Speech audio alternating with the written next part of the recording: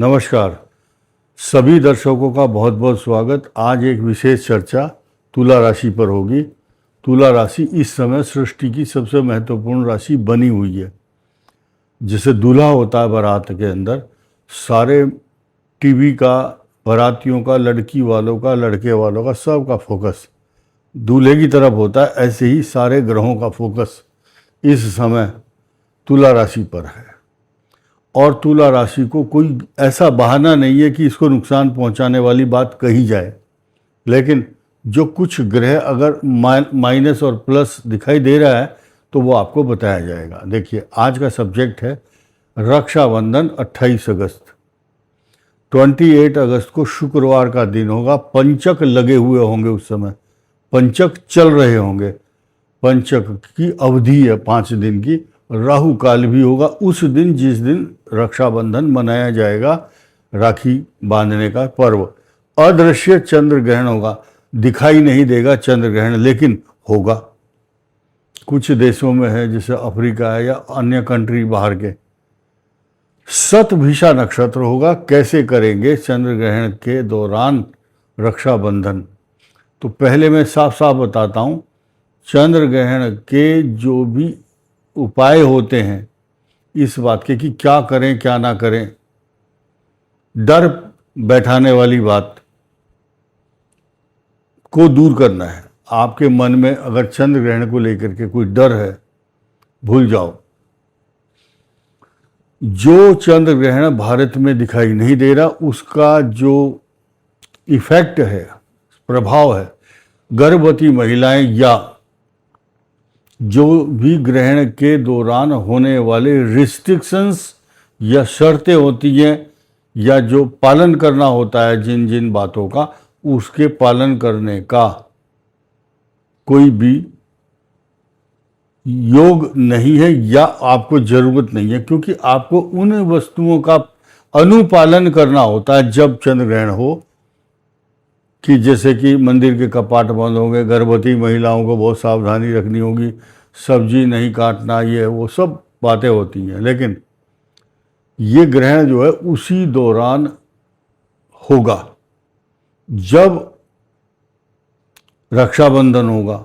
तो जिस दौरान रक्षाबंधन हो रहा हो तो आप राहु काल से भी बचना है। 10:30 से 12 के बीच बचने की कोशिश। नहीं बचा जा रहा है तो मुंह के अंदर दोनों भाई बहन तुलसी का पत्ता डाल करके इसका तब रक्षाबंधन करें, राखी बांध सकते हैं। मैंने आपको बताया था कि तुला की तरफ सभी ग्रहों का फोकस है।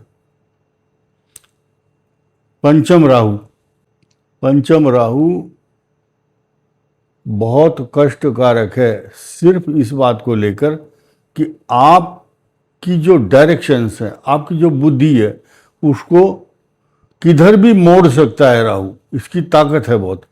सकारात्मक सोचोगे तो पॉजिटिव चीज़ों की तरफ बढ़ जाओगे। अगर नेगेटिव सोच लिया तो गलत मार्ग पर जाने के बाद इसके परिणाम भुगतने के लिए तैयार रहना चाहिए। देखिए, राहु बार बार आ रहा है। कहाँ? पंचम राहु, बुद्धि में राहु है। उस दिन भी राहु का नक्षत्र है, राहु काल भी है, और पंचक के दौरान उत्पन्न जो समस्या है उसको भी गवर्न करने वाली राहु जैसी ताकत है। तो ये राहु क्या है, आपको गहरी साजिश का शिकार बनाता है। परंतु राहु आपके पूर्व जन्म के कर्मों के फल देने के लिए भी आता है, और राहु इस बात का भी प्रतीक है कि आप अभी जल्दी जल्दी सब काम निपटाओ। शनि की ढैया आपके ऊपर आने वाली है 3 जून 2027 के बाद। ध्यान रखना, 27 की बात कही है, 26 की नहीं कही है। और केंद्र में बृहस्पति है। किम कुर्वन्ति ग्रह सर्वे यस्य केंद्रे बृहस्पति। अब ध्यान दीजिए कि ये जो बृहस्पति केंद्र में आता है तो उन्नति, त्याग, प्रमोशन, पैसा सब कुछ देता है। तो इस बृहस्पति की जो खराबी है वो भी सुन लो। तीसरे और छठे का स्वामी होकर केंद्र में है। बहुत लोगों के मैसेज आते हैं, जब से बृहस्पति आई है बड़ा कष्टकारक समय बीत रहा है, कोई पैसा नहीं आ रहा है, ऐसा लोग बोल रहे हैं बहुत से। लेकिन ये लोग वो हैं जिन लोगों की कुंडली के अंदर महादशा या गोचर अच्छा नहीं चल रहा है। तो ये एक ही चीज़ सबके लिए एप्लीकेबल हो ऐसा बिल्कुल नहीं है, लेकिन एक चीज़ का जो शुभ प्रभाव है वो तो बहुत कम ही सही लेकिन होता ज़रूर है। आप लोगों को कहना चाहूँगा कि नंगे पैरे फिरदे लबते फिरदे छावा, दाता ने मैनू सब कुछ दिता। परमात्मा ने सब कुछ दिता, क्यों ना शुक्र मनावा। इसके अलावा मंजिल नहीं मिली तो गम नहीं, लेकिन जितनी भी मिली तो वह कम नहीं। तो जितना भी आपको मिला है उतना बहुत है, लेकिन और भी मिलने वाला है, ऐसा बृहस्पति का ये ट्रांजिट बताता है। भाग्य स्थान में मंगल आपके लिए चारों तरफ से सफलता के द्वार खोलता है। चिंता की और डर की बात क्या क्या है, एक तो बृहस्पति अच्छा परिणाम नहीं दे रहा है, दूसरा परिणाम राहु नेगेटिव थॉट्स, अशांति, चिंता, परेशानी, पेट का रोग यहाँ केतु देता है, इन्फेक्शन तथा डस्ट से एलर्जी और हेल्थ से रिलेटेड समस्या उत्पन्न भी करता है। और राहु शतभिषा नक्षत्र का स्वामी है, उस दिन राहु काल भी है, इधर पंचम में भी, बुद्धि में भी राहु है। तो क्या करेंगे कि जब भी रक्षा बांधते हैं, रक्षा बंधन करते हैं भाई बहन, तो एक तुलसी का पत्ता मुख में रख करके अगर आसानी से उपलब्ध है तो उसको अपने मुख में रख करके उसके बाद उसको खाइए। तो राहु काल के दुष्प्रभाव और अदृश्य चंद्र ग्रहण जो हो रहा है, चंद्र ग्रहण में बहुत बड़ी बड़ी आपत्तियां भी आती हैं, तो डरने की आवश्यकता नहीं है। तुलसी का पौधा होगा तो उसकी अंदर से उस छोटा छोटे 2 पत्ती तोड़ो और उसको मुख में डाल करके शुरू करिए आप चंद्र ग्रहण की शांति का जो उपाय है। चंद्र ग्रहण तो नहीं है, लेकिन इस राहु की शांति हो जाएगी, इसलिए क्योंकि उस दिन भी शतभिषा होगा और आपकी कुंडली के अंदर जो राहु काल और अदृश्य चंद्र ग्रहण है और शतभिषा नक्षत्र का जो दिन है, ये आपके लिए नुकसानदायक नहीं रहेगा। अब ये मंगल के पर आ जाते हैं। मंगल जो ग्रह है ये आपके भाग्य स्थान में है। अब देखिए भाग्य स्थान है, 3 चीजें बता रहा हूं। तुला लगन हो, लघु पाराशरी में बहुत साफ लिखा है, द्वितीय भाव और ये है सप्तम भाव, इन दोनों का स्वामी। ये मारक भी है, यहाँ भी ये मारक है। न भौमो मार्को भवेत, मंगल ग्रह आपको मरने नहीं देगा। और ये जो फार्मूला है सिर्फ एक ही राशि पर लागू होता है, उसका नाम है तुला राशि। जबकि इसका उल्टा ले लो, मैं आपको बता रहा हूँ जानकारी के लिए जो पढ़े लिखे हैं।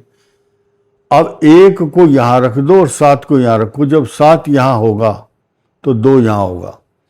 ये भी षडाष्टक योग हो गए वृषभ और तुला का, और ये है मेष और वृश्चिक का षडाष्टक योग।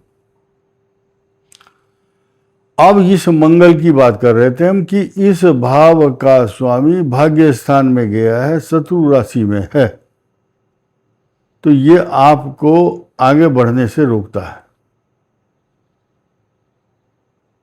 ये आपको आगे बढ़ने से रोक रहा है। क्यों रोकता है? क्योंकि ये शत्रु राशि में है। अब ये 8 नंबर है, 8 नंबर से 8वां, 8 से 8 बैड न्यूज लाता है, परफॉर्मेंस में कमी कर देता है। तो बहुत सारी चीजें हैं, लेकिन अब सुख के साधनों की बात करो। तुला का स्वामी शुक्र नीच राशि में द्वादश भाव में अनिष्ट फल नहीं देगा, कभी नहीं देगा। और इनकम हाउस में सारे ग्रह अच्छा परिणाम देंगे। केंद्र में बृहस्पति, उच्च राशि में नौकरी, तरक्की, मान सम्मान। भाग्य में जो अवरोध उत्पन्न हो रहा था तो इसके कुछ मायने हैं। देखिए, इस बृहस्पति की दृष्टि भी यहाँ है, मंगल की उच्च दृष्टि यहाँ है, तो आपके लिए ये सारी पॉजिटिव चीज़ें। ये तीन ग्रह रिसोर्सेज ऑफ इनकम को बढ़ाते हैं। तुला के लिए अभी इसका बुरा कोई बताना अभी से संभव नहीं है, क्योंकि मंगल ग्रह के साथ साथ ये तीन ग्रह, ये और शुक्र भी और बृहस्पति केंद्र के अंदर, ये सारे के सारे पॉजिटिव परिणाम दे रहे हैं। और एक पापकर्तरी योग की चर्चा चलते चलते करना जरूरी है। आपका जो इनकम हाउस है वो ये यहाँ सूर्य बैठे हैं और जहाँ 3 लिखा है यहाँ मंगल। अब 3 और 5 के या फिर मंगल और सूर्य के बीच में ये पापकर्तरी योग बन गया है, तो ये नुकसान देता है, आपकी सामाजिक प्रतिष्ठा को धक्का पहुंचाता है, नौकरी या सरकारी कार्यों में कुछ विघ्न बाधा दिखाता है।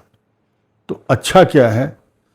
अच्छा ये रहेगा कि हरे रंग का तुलसी का पत्ता मुंह में चबाओ और हरे रंग की हरी घास गाय को दान करना चाहिए।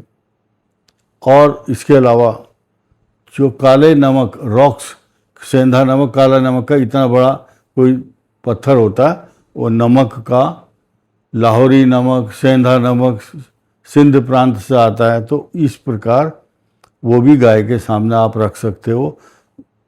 जो गाय है खाते खाते उसको जो चाटती है ना, नमकीन स्वाद, तो उससे उसका डाइजेशन बहुत अच्छा रहता, भूख लगती है तो गाय को हरा चारा खिलाइए। और नमक का जो इतना बड़ा डला है पत्थर जैसा, वो उसकी पास रखो, वो सारा का सारा नहीं खाएगी एकदम।